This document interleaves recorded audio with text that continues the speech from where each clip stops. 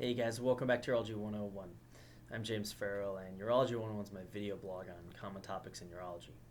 And my goal, if you haven't been here before, is to get you some medical advice you can actually use. Isn't that a nice change of pace?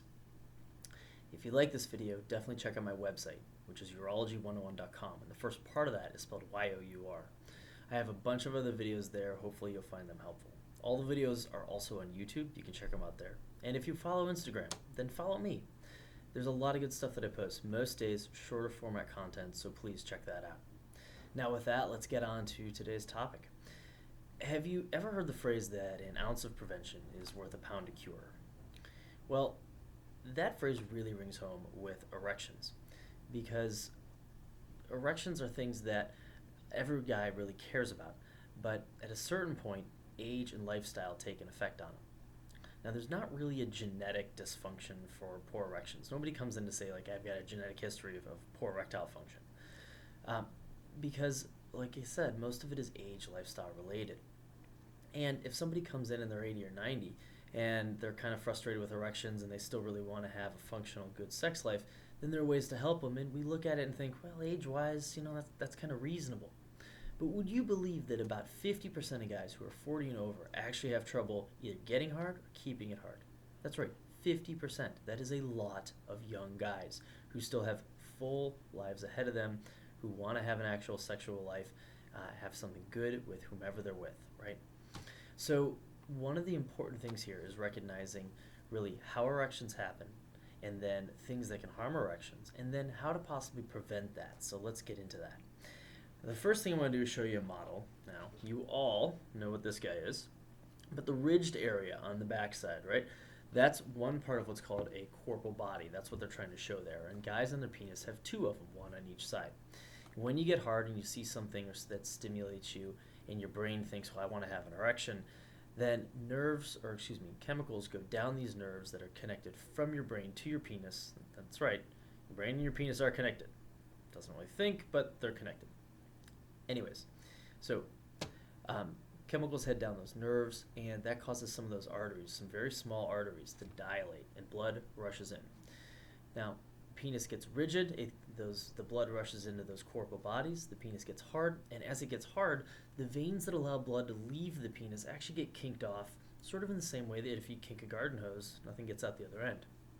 Well, that's because so much blood gets pushed in there that it stretches those elastic erectile bodies, and that causes that kinking, because of all of that extra blood. Now, whenever the stimulus ends, whether that be ejaculation or for whatever reason you're just sort of done with the erection, or it leaves before you want it to, well, then blood, that's usually what happens there is the blood vessels that allow blood to rush in, those kind of contract a little bit. And that's from another neurotransmitter that tells you the erection's done, and blood leaks out, and it leaks out of those veins. So that's a lot that goes on in that mechanism, right?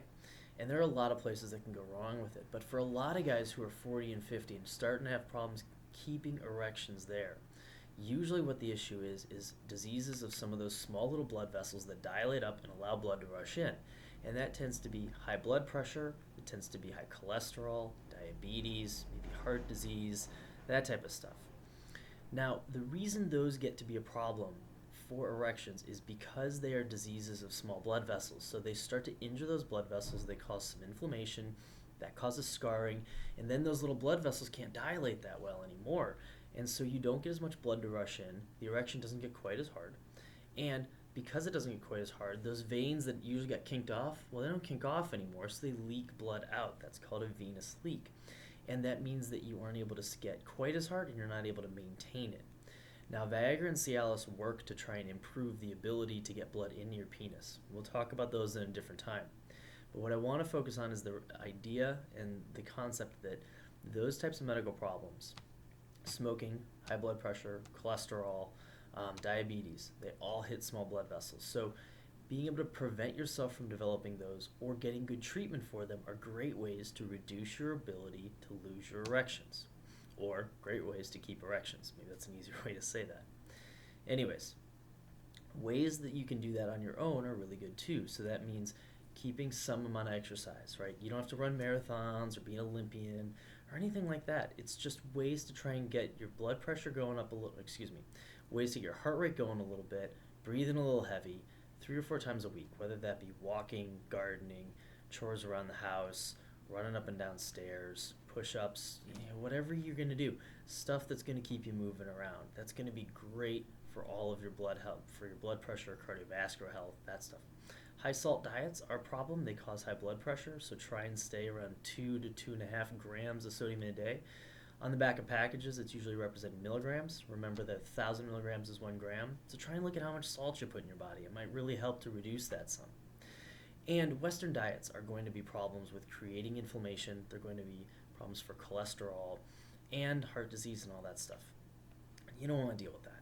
So ways to reduce some of that is just to try and have more colorful foods, more produce, things that are not boxed or canned or packaged, and try and reduce the size of the portion of meat that you eat sometimes. Reduce some of the amounts of dairy. I mean, we all love cheeses and meat, and that stuff's great, but if you can just add in some fruits and vegetables, it's a new year, new resolutions, so it's a great time to actually try some of that stuff. Also, smoking, just stop it. There's no medical benefit to smoking. So I think those are really the main things. We can get in another video on actually some treatments for erectile dysfunction. One of the unfortunate frustrating things is that once you start to have erectile dysfunction, it's hard to get it to reverse. So changing lifestyles is really helpful, but that's why the ounce of prevention thing is so big, because it's hard to get that to go backwards in time. It's hard to get erections to go back to normal without medications and some of those things. So the other thing here is that it's a use it or lose it thing. If you don't try to get an erection more than once every couple months, you might find that it's harder to get good erections because those elastic bodies don't get to stretch as much. So even if you have young kids and it's hard to find time to be intimate with your spouse, a great thing to do is just get an erection in the shower. Try and get one once a week. The goal is just to get an erection. That's a win. So, and I just kind of say the shower because I'm sure if you have kids running around, bathroom's probably the only place you can find some peace and quiet. So just practice is a good thing too. I hope all that makes sense. I hope it's helpful. Send me your questions and your thoughts. Take care of yourselves and your families. And yes, an ounce of prevention is worth a pound of cure. Night, guys.